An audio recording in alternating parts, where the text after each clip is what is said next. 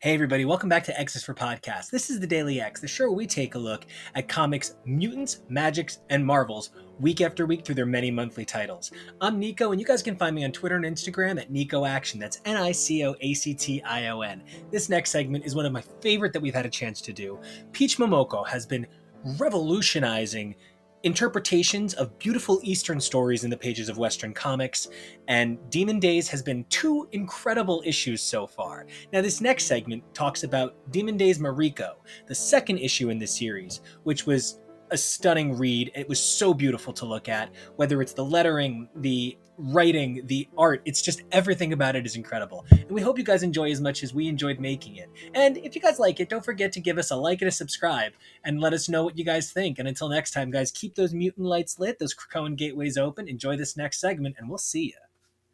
Hey everybody, welcome to another extra special edition of X's4 Podcast. I'm Nathan. You can find me online at Dazzler AOA on Twitter and Instagram. Hey everybody, I'm Nico. I might be dressed as Robbie Reyes, but I'm Nico, and you can find me on Twitter and Instagram at NicoAction. That's NicoAction.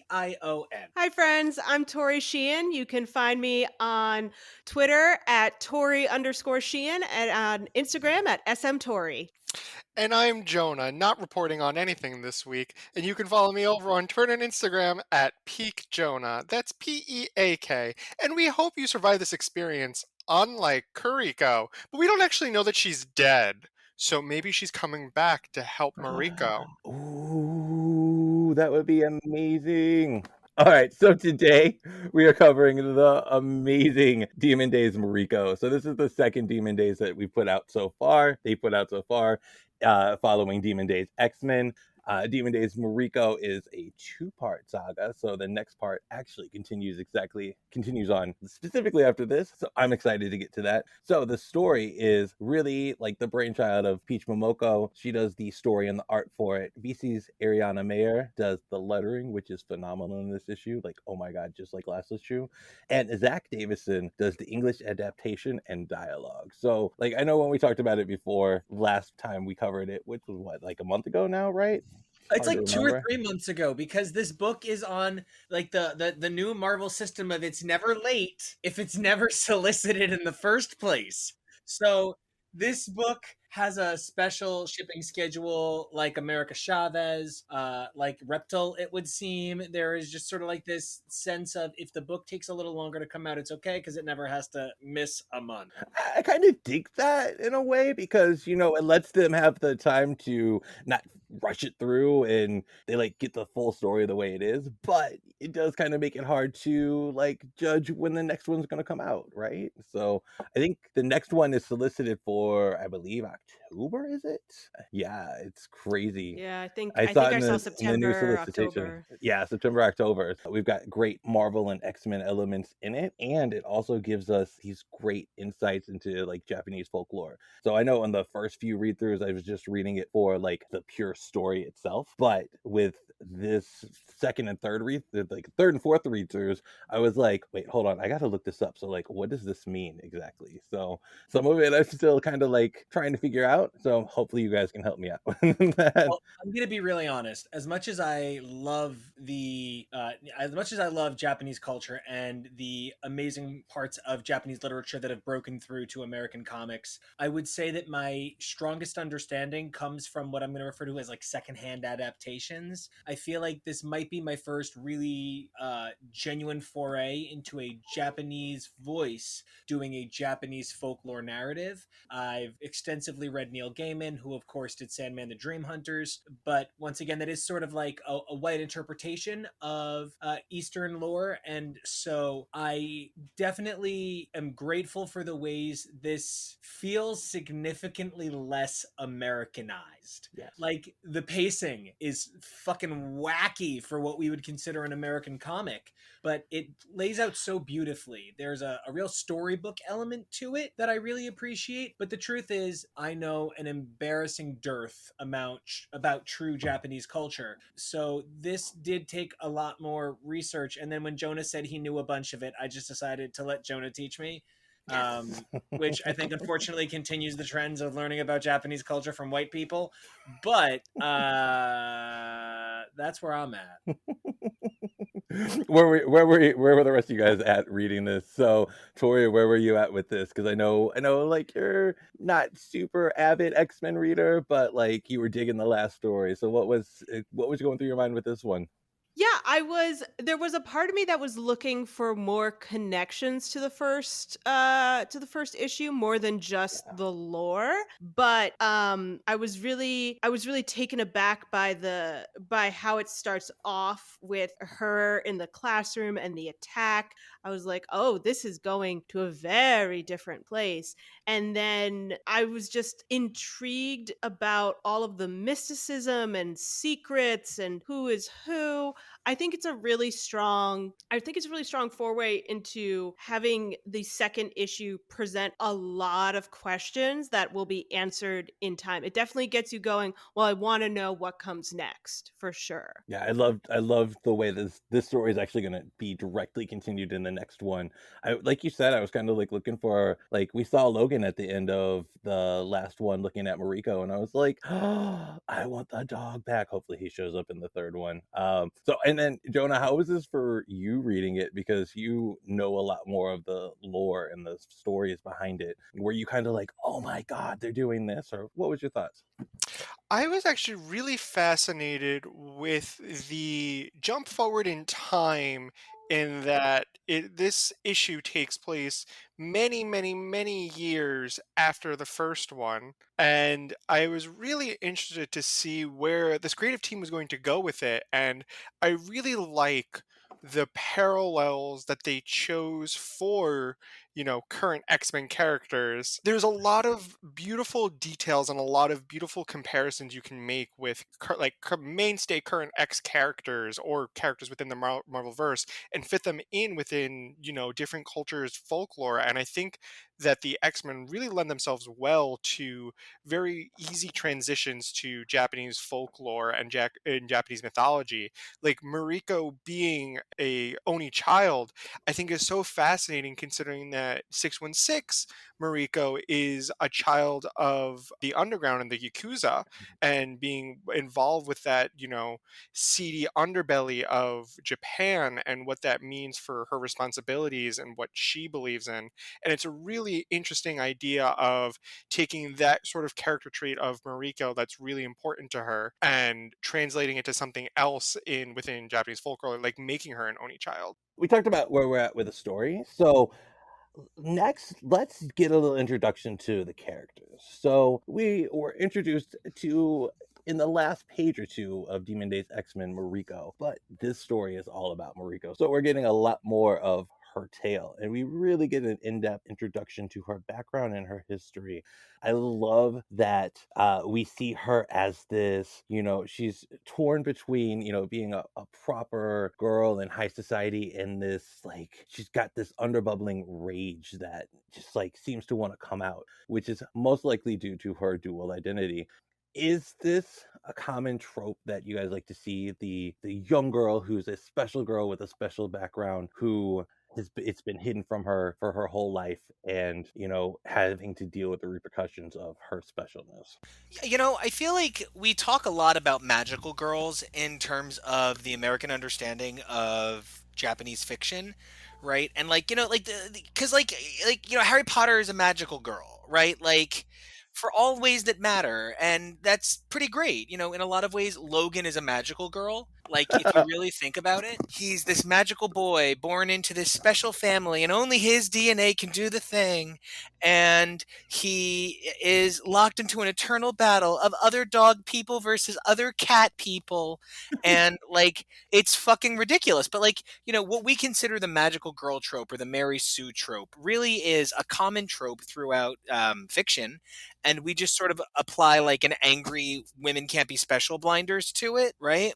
Because we're so used to men leading our fiction. And I think one of the things that makes this story so unique is the way in which it sort of applies the death of the male identity in a lot of ways. It's not just that not just that the characters are often replaced by female versions, like, for instance, with Kurt becoming a lady, but Love it. right, love it to pieces. But we have this sense of sort of like the death of the male ego in this story in a way that I think is really interesting. And I'm really here for it because I feel like I hadn't thought of these characters all in that way. Tori made noises. Did I say a good or a bad? I think it's one of those things where I'm removed enough from the manga world and the anime world because I knew a lot more in the 90s. But to me, if we're starting to expand the idea of the magical girl into like Logan and Kurt and all of these people, at some point you just have to sit down and say that the magical girl is just the hero's journey, but that there is an extra element provided by society where a girl is always kind of more tethered to the home than more male heroes would be. And so in seeing Mariko struggle with what is expected of her, what her role is supposed to be, and the hero's journey that she's about to go on, that's where we see the difference that we would call a magical girl versus just a general hero. And I think it's highly possible that as we move forward into the 21st century, that the hero's journey is probably actually going to expand to include feminine hurdles, traditionally feminine hurdles, or become completely unmoored from its gender constructs. That was way too smart for what I'm thinking, but Thank you for so eloquently like rephrasing the question. I love that. Oh my god, thank you. There you go, Jonah. Follow that up. Follow up what it means to be a woman facing the hero's journey from your guy perspective. Go ahead.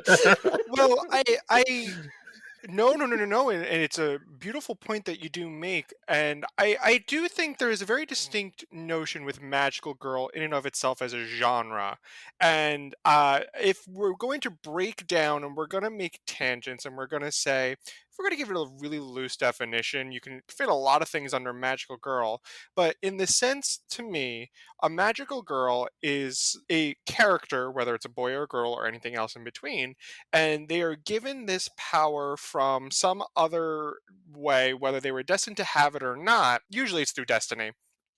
And they're often meant to protect their home. I think of like a lot of the magical girl animes that I've seen, and how many of them actually traveled. You look at Sailor Moon, and a lot of it takes place in Usagi's hometown. You look at Cardcaptor Sakura, and it doesn't really leave Sakura's house or high school too much. It's all within her own town. A lot of times, we don't see the magical girls leave and go elsewhere unless it's for really big story elements. I look at things like Little Witch Academia, where it takes place only within that school. So there's a lot to the magical girl genre, and I think that when we do loosely open up its definition, I think it's really important to note that you're like, why don't they get to go on their adventure? Why are magical girls often stuck in one place?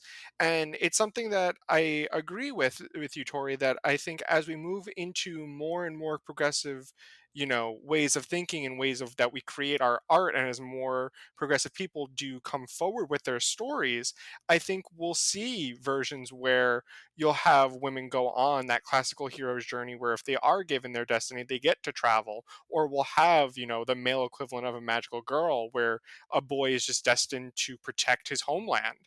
And it's something that I would really love to see the switch up. And it's something that in this story, in the context, I really like that Mariko gets to travel and that she's not just protecting her adoptive grandmother. It's more of she has to find out a lot more about herself. And in a sense, she is a magical girl. She's not going to do like, my favorite part of Magical Girl, which is the transformation sequences, which take up to, if there are hold on, let me just challenge. Her entire story is a magical girl transformation as she goes from young lady to hero. Yeah, but like Jonah, like you want the like moon power makeup. Yeah, I want sparkly nail polish and ribbons and stars. Yes. I want it all. In a Okay. Hold I'm on, wait, gonna- wait, wait, wait. I just make a really fast point. In a team of 5, which is the usual standard number you'll find for a magical Mhm. girl team, it can take upwards of about 3 minutes to get through the entire transformation sequence if they're doing the full transformation for each character. It's Sometimes they'll do like the abridged version, but like if they're doing full start to finish transformation for every single character, it's like 3 minutes. yeah. That's why Sailor Moon, they eventually were just like, we have to go to movies or else we're never going to fit in every transformation of the 12 girls it now takes to get through. You know, I remember when Sailor Moon was like, it lines up with planets, and I'm like, wait, but the moon isn't a planet, and like that took me forever. The boy I was is like, the planet. Yeah, Tuxedo Mask. He's the Earth, right? Yeah, he's the Yeah. Earth Prince. yeah, but like, I mean, like, I'm like, there's only 9 planets. Where are you getting all of these sailors from? Like, I swear to God, at one point there's like Sailor Alpha Centauri, and her power is she can blow you up with her brain, and like, it's just what it is. Yeah, I've noticed that though. I'm doing my first watch through of Sailor Moon. I never watched it before. Like one of my friends was like, "Oh my god, you have never seen it? What the fuck? You had to watch it." And the transformations do take up like half the episode. Like you guys are talking about that and using the power, where she's like, like Moon prism power. yes, it's Moon tiara. Something. yeah. Yeah. Yeah, but like I'm like, okay, it really does take half. So yeah, so thankfully we're not getting half the issue of her being transformed into magical girl like that way. I did love in probably the most direct connection to the previous story that her grandmother, who did we actually get a name for her? Because I've read through and I've never really got a name for her besides Granny, but she is a direct descendant of Juju, who we saw in that first issue. So that was a really cool kind of connection. Although, like you guys mentioned before, I really would have liked to have seen a lot more direct of a connection between it. Hopefully we get in issue 3. But we also have Miss Black, or Miss Haruki, is Widow also as well, who is their nanny, but she is also a spy. I'm like, this is so great. It's a great use of Natasha as a character and a great way to bring her into the story. She's a spy for Ogun, who is the Oni version of Ogun. But what do we think of the structure of these 3 women telling the story in such a way that they do have all the power, they do make all the decisions? I love it being such a strongly I love the way that they make it so that they don't have to rely on the male character. There's no Tuxedo Max coming in to save the day at the end of this. What do you guys' take on that? Well, I kind of wanted a lady tuxedo mask. Where the fuck is Sai? Like, no, I'm not like bitter or anything, but like, and then, I mean, no, it's just like I know I hit that really hard, and like I don't mean it like I'm not like angry, but like I do feel that the disconnect may be shown in this had a lot of really cool reflections of how Claremont used to try to copy. I don't want to use the word copy. Claremont used to try to conjure up the feelings that might be conjured up by specific manga, right? Miller and Claremont, those guys were huge manga fans. I mean, Miller went on to do Ronin. Like he made Daredevil a ninja. Elektra. So like Miller loved his manga too. But so because this has smacks of that, it feels a lot like any one of these women could have been Kate Pride at one point in one of her manifestations, right? Not like in a bad way. It's just Kate has been everything to everyone at some point or another. That's the problem when you're the golden girl. You get utilized and transformed beyond recognition, which is, it's both a blessing and a curse, right? But I really did feel kind of cheated that we didn't get a little bit more of that connection we were looking for. And I thought Sai could have been a great character to bring in. Like, she still got her eye on this situation, but I understand that, Peach is telling a very specific story. And I am Momoko here for, I couldn't make it happen, but I'm here. Moko here for it. Tori, any thoughts on how these like any thoughts on the just like the presentation of these women as the main protagonist of the story? I think it's It's another great thing where this doesn't pass the reverse Bechdel test. Again, there's two men who have lines in this and they are nowhere near each other. I think it's a reframing of the way that we approach who should be in charge of their own stories, who gets to interact with the hero. I think it's a, moving forward of the, the maid, the mother crone idea. Like there's a lot of female archetypes in this that are both being adhered to and turned on their head. I mean, the grandmother is both magic, but also, hiding that magic. The, Kuroki acts as a mother figure, but she's been a spy the whole time and can fight. And then our little maid has a huge anger problem and is being shown to not be what most people would consider pure, that she's the daughter of an oni.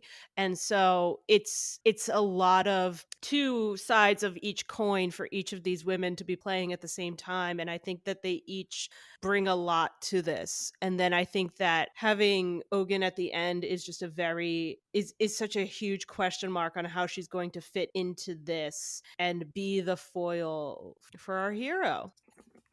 Absolutely. I'm really excited to see what the resolution and the falling action of what this story arc will be.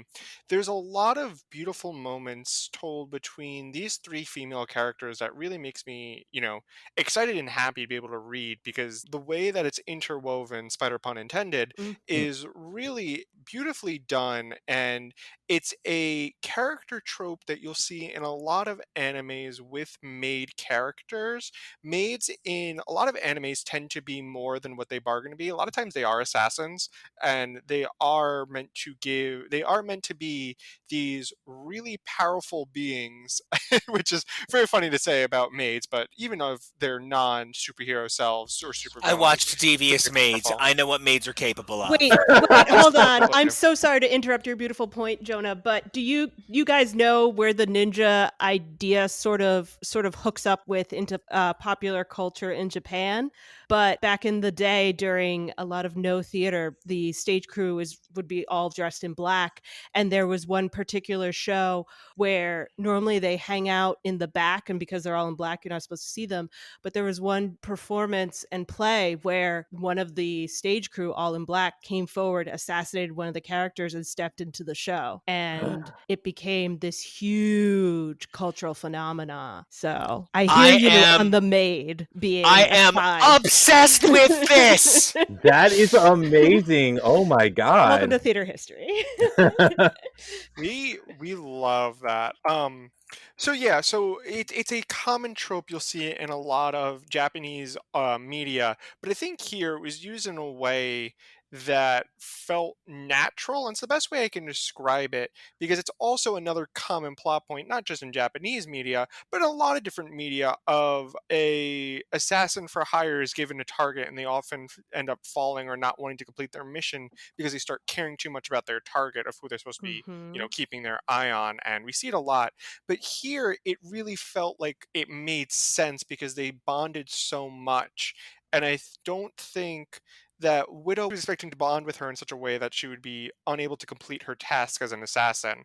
And in Japanese folklore and Japanese yokai, in my research that I've done, there have been a couple of different spider yokai, which I imagine we might be getting more of, because not to go too far ahead, but Spider Gwen will be making an appearance, or it's a ghost spider. There are a couple different yokai that stem from being spiders, and I was really fascinated with seeing this human character take on these roles that you wouldn't often give them, and seeing Widow in this kind of motherly role of caring for someone so young and basically defenseless, and training her to be able to stand up for herself, was a really beautiful montage to me.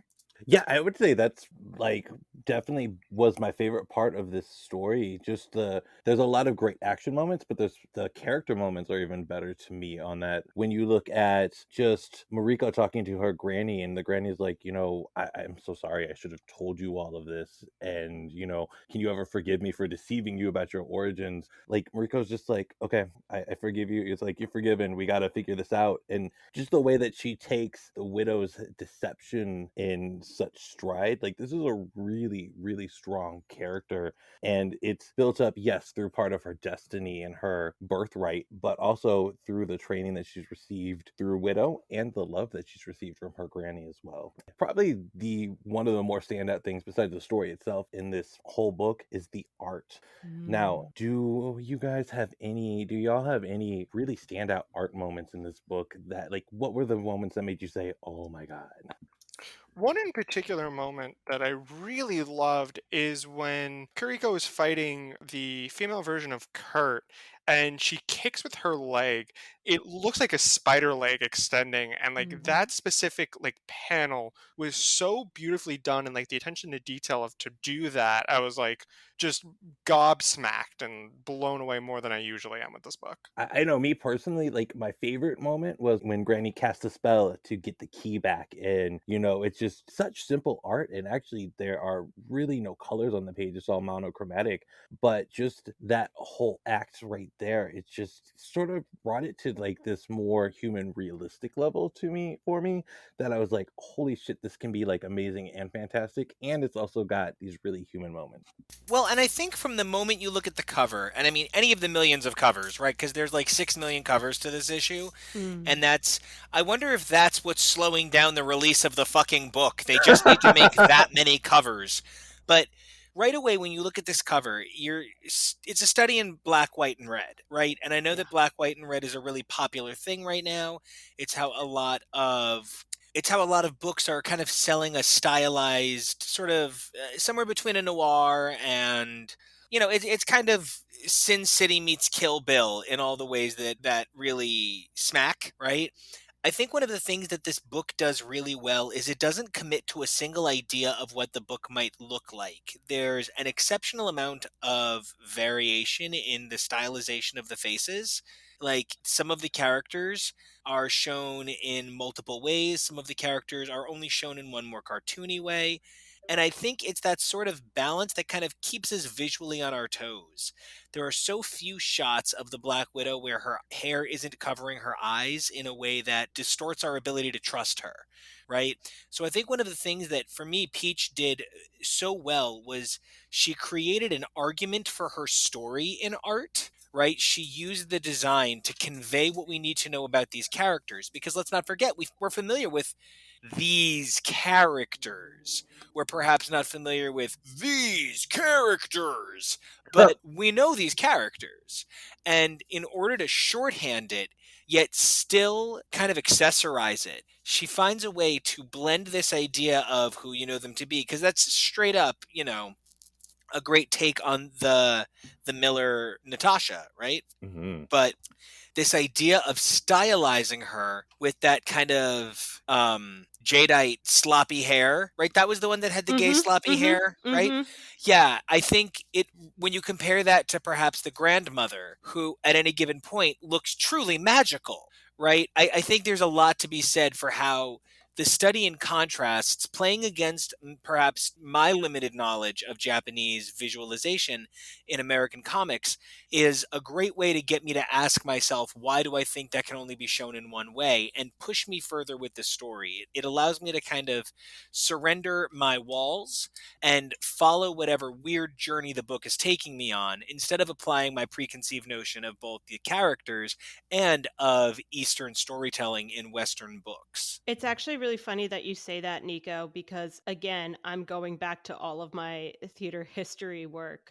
The kabuki style of theater is specifically uses trope characters a lot, like commedia dell'arte, where you don't need to know the story as much, because you know when someone shows up looking a certain way, what's coming. You know that character, you know that idea.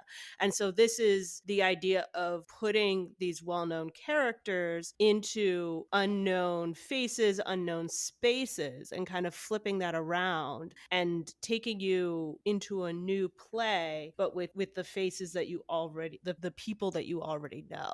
And so I think that that's a really another kind of level element to this storytelling of taking in that like the no plays and the kabuki theater into the comic book format. Oh, I love that. I love that. Thank you. Like, I without that knowledge, I would never really thought of it in that way, but that really sort of like reconceptualizes a lot. Thank you. Oh my God. Yeah. And I know it's the wrong Asian, but when she grabs the blade, I'm like, oh my God, it's our Mulan moment. We have it. So wrong. Yes. It's completely wrong, but I loved it anyway. Well, and I think that's a testament to that, even though there are still, and I'm only saying I'm sure there are still problems with female representation in Eastern cultures as well.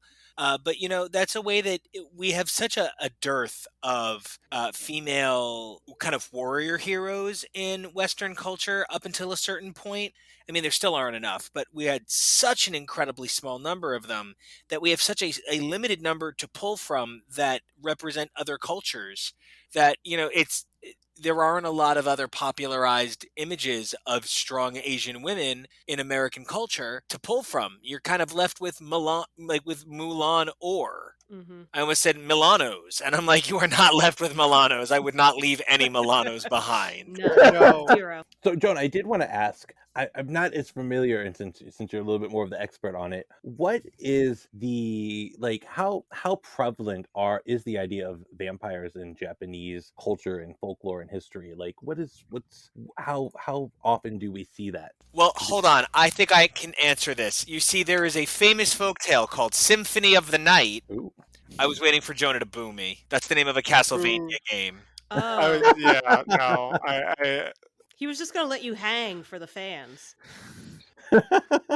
Vampires and vampirisms aren't actually a big thing in Japan. They're not really native. It's really fascinating to think about because one of my favorite things to think about is Dracula is a public domain as well as Sherlock Holmes. Sherlock Holmes, they're both public domain that are free to use for anybody as characters.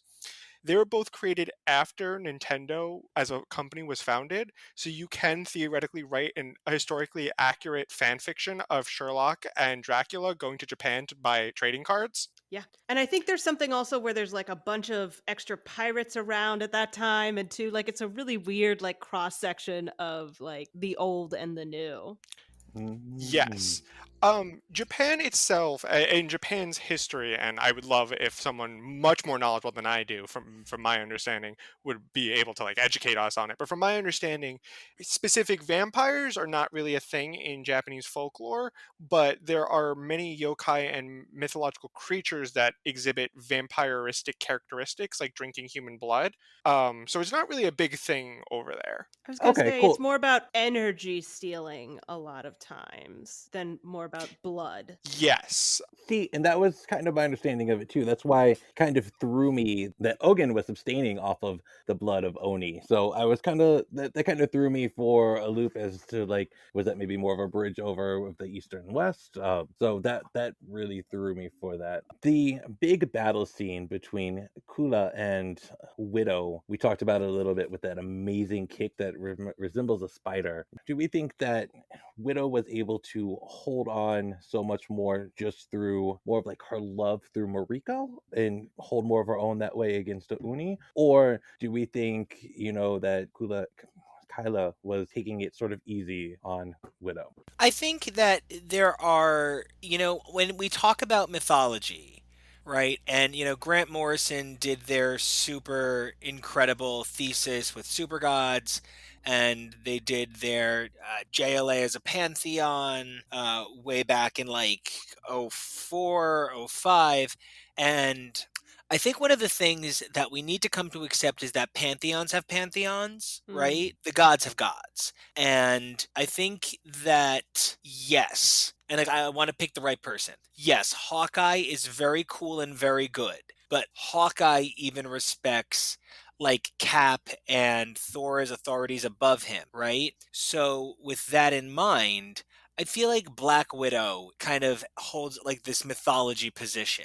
And I think there's just feats we can accept from Natasha that we would never accept from another person. But if it's an iteration of Natasha, there is sort of this, nah, she can do anything that we kind of apply to it. Scarlett Johansson was recently talking about how in the second Iron Man, her first appearance, Black Widow was a little more than a sex object. And, she's right. And she was right to take the role. And it's really, she's done so much for female superhero visibility. But, at the end of that movie, she kicks a lot of ass. And even though the character is kind of weak sauce up until that point, you just accept it because she's fucking Natasha. And I think that's kind of the blinders I use here. I just accept it. It's Natasha. What do we think the significance of the Ogun jaw that we see attached to the Tonto blade that Mariko had when she was a kid? Like, what kind of significance is there with that? Well, when a baby Cubone sees its mother die, it takes her skull and keeps it company. No, I need to talk to you about the performance mode you just went into and why it's my favorite. I love that. I think for me, one of the larger questions coming out of this, besides who is this Ogun person and why won't Nico tell me, is that I actually don't think even Mariko knows what she is going to find out there, what she is going to learn, and if she can come back and come back home. And for me, I think that's part of it. That this is if you didn't think the blade was enough of this might be a danger zone, the giant red jaw bone of a mask or whatever is. Like, that is a huge warning sign of you might not come back. Here be monsters. And for her to pick it up and something in it vibrate within her, because you definitely feel that moment of her holding it, that it's not just this was my mother's and it comes with me. This is I felt this rage inside of me this whole time, and this is a physical manifestation of it, something so inhuman. I think is just an extra highlight of how this is going to both change her more than she knows and possibly make it so that she cannot return afterwards. And, I want to just comment that you said that I refuse to tell you who Ogun is. It's not on purpose. I just keep getting excited that, we're doing this project together. He is a former Wolverine ally-ish who would eventually become, dishonorable and started working for the Yakuza.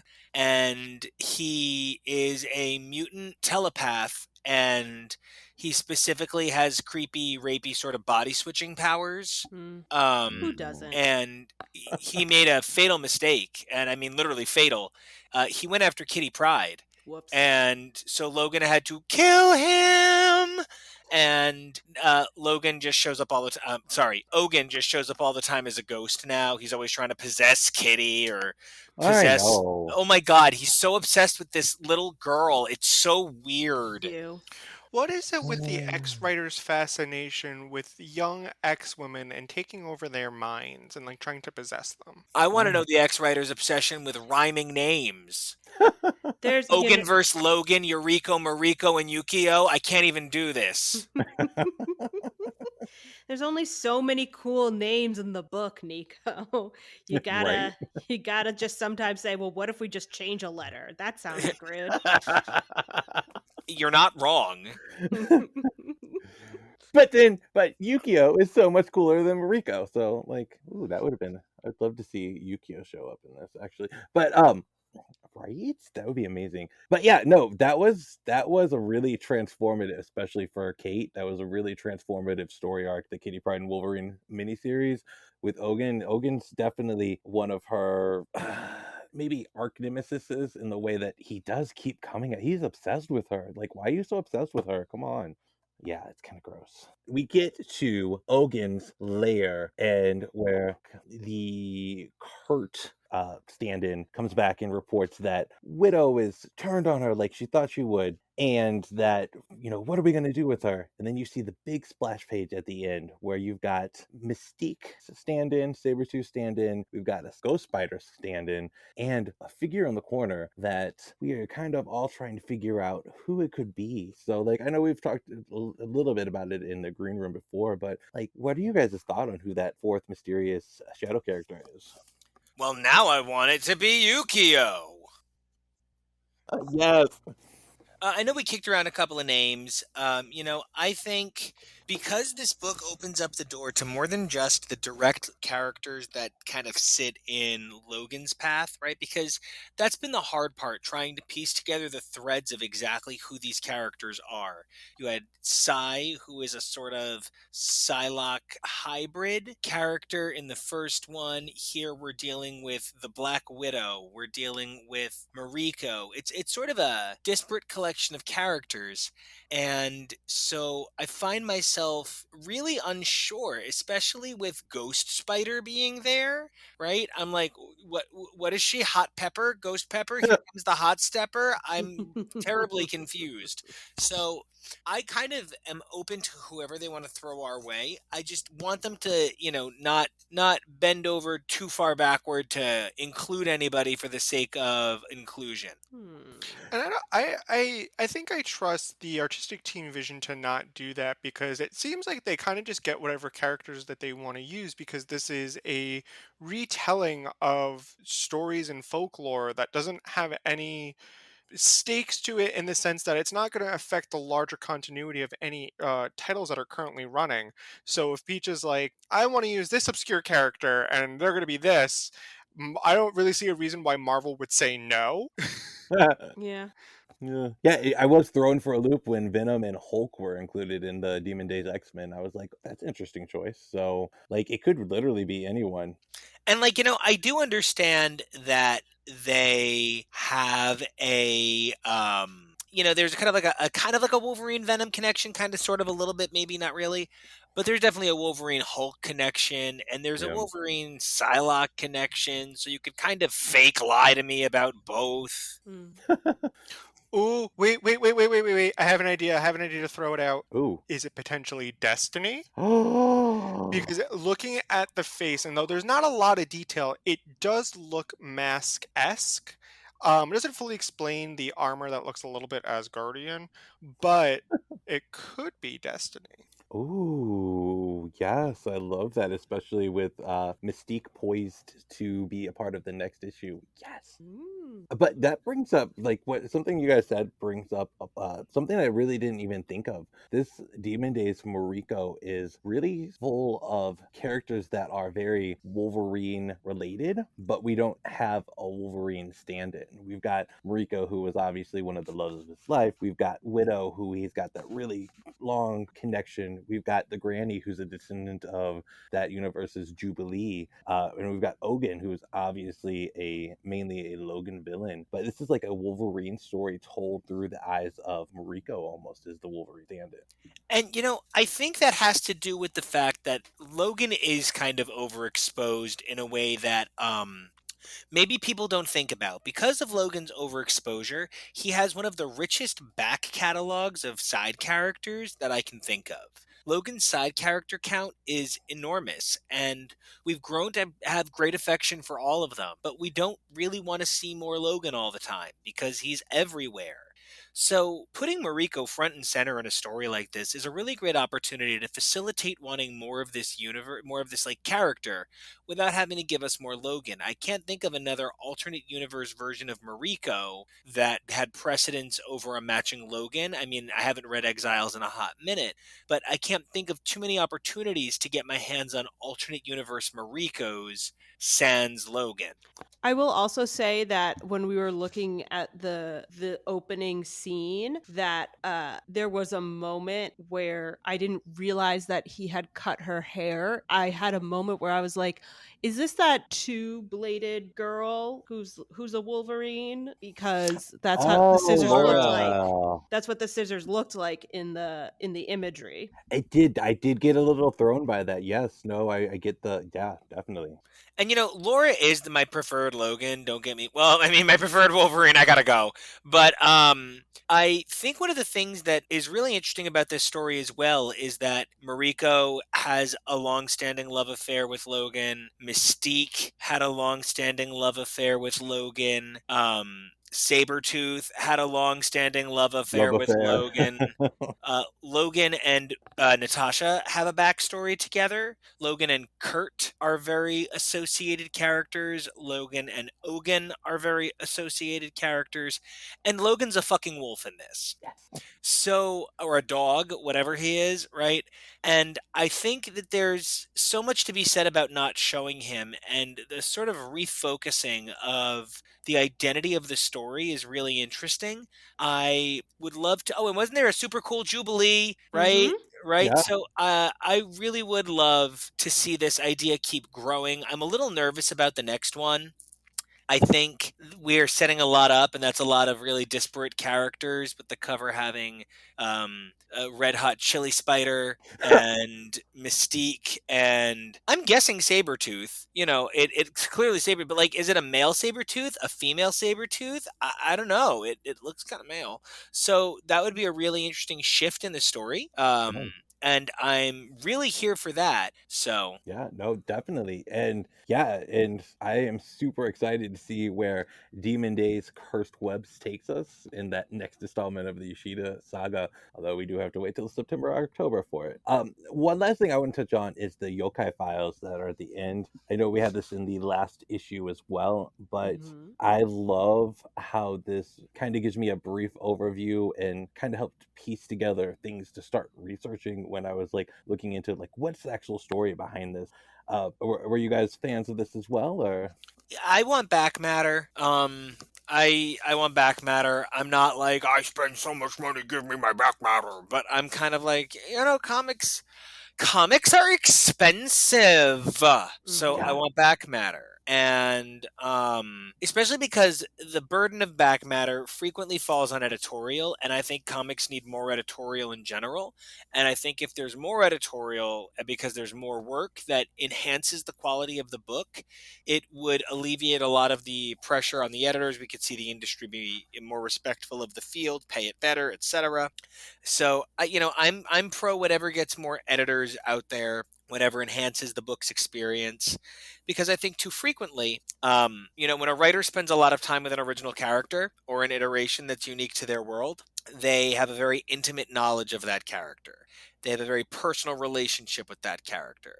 But what winds up happening is they now need to express that relationship to the world. And if they can't do that, that's kind of tricky, right? So by having this area, this slightly prosier area, you can take the burden on a story like this off of having to be 12 issues, and you can cut it down to 5 or 6 by sort of allowing for that prosiness at the end.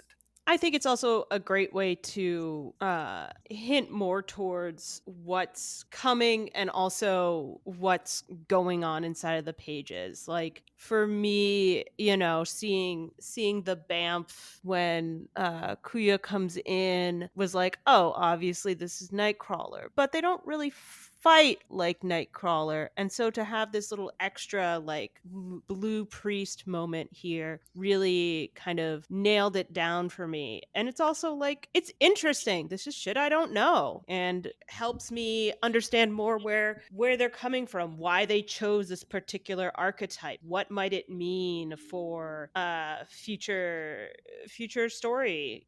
I would like to note, I imagine the like the wrapping, like the tendrils or the cloth, is similar to how Kurt can use his prehensile tail. Mm. Oh, I love Smart. that. Just some food for thought. I personally love the yokai files at the end. It's one of my favorite things that I hope that continues in each issue that we get of this series. It doesn't matter whatever mythology it is. I love looking into it. I love learning more about it. I love different cultures and how their ancestors interpreted the world around them and how they tried to, make sense of the crazy world. And a lot of times that involves magic. And I really just love learning about the history of peoples. So getting to learn more about a culture that I really love, and I love learning about yokai specifically. Yokai are so interesting because if I recommend to anybody who has any form of interest, just look up a couple different yokai and you'll probably have like a good time laughing because some of them seem so ridiculous and seem so like whimsical in a fun way, and then some of them are like, oh my god, they're so dangerous. So I absolutely enjoy them. Yeah, and I love how they specified that the text was by Zach Davison, and I know I mentioned like the role of him in this story, and I kind of skipped over it, so I apologize about that. But I think it was good how they changed how they actually credited him for this book, just because I don't think people understood, the level of work that he did with Peach Momoko to make the text, make the dialogue.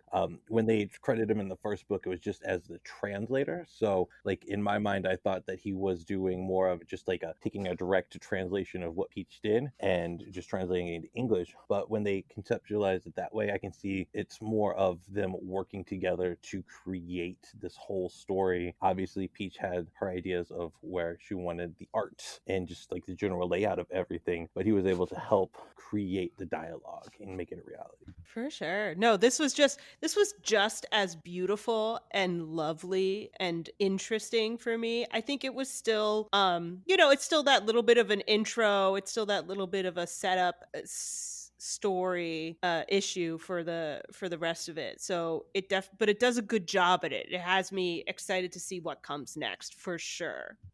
Hey guys, if you like that cut from X's4 Podcast, you'll be sure to like some of our other materials. So don't forget to like, subscribe, and check out these other amazing videos here at X's4 Podcast.